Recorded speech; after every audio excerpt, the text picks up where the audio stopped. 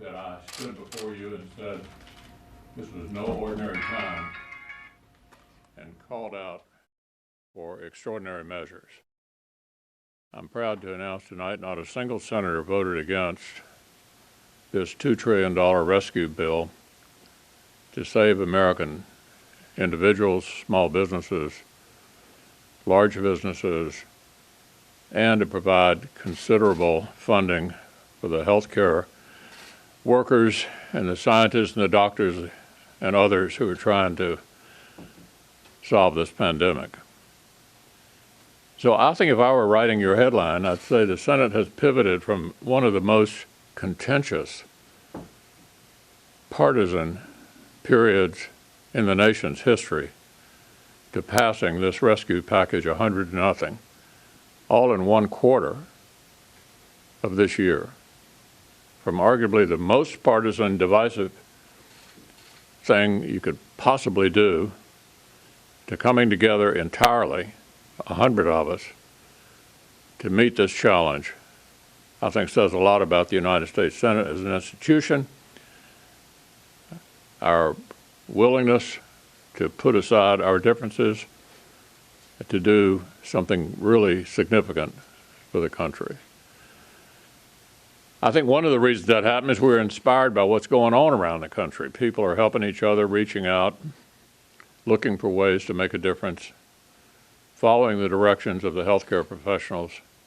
This is a proud moment for the United States Senate and for the country, and we're going to win this battle in the very near future.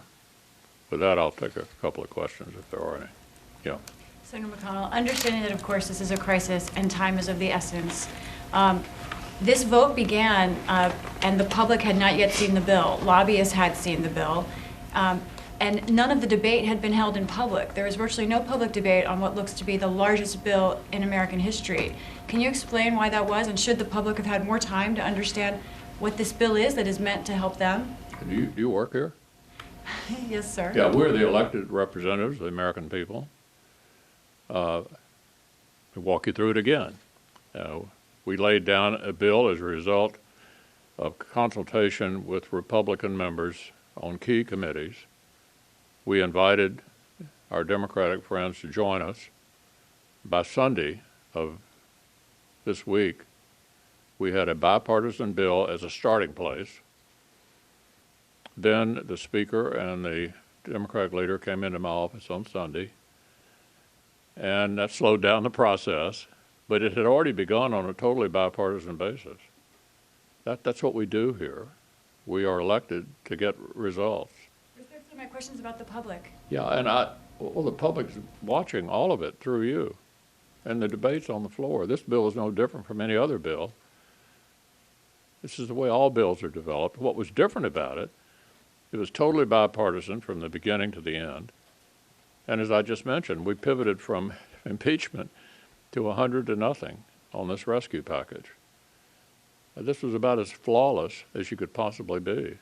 We had input from everyone, all over the country, all parts of our society, from nonprofits to profits, all going to their elected representatives, coming into these discussions. This is a classic way you write legislation in a democracy.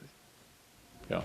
At the same time, I mean, you and Schumer didn't seem to interact too much with each other. Throughout the entire process, you were railing on Pelosi as if she did not have a right to have any sort of imprint on this bill.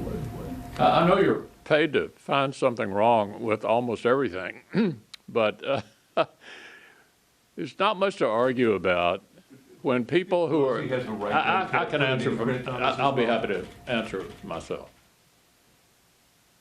We pivoted from one of the most partisan exercises you could ever be engaged in to a bipartisan 100-0, $2 trillion rescue package for the country.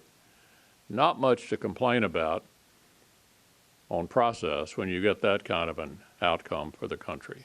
You all have a good break, and we'll see you when we get back here, and hopefully we've bent the curve on this pandemic by then. Is there a score for this bill?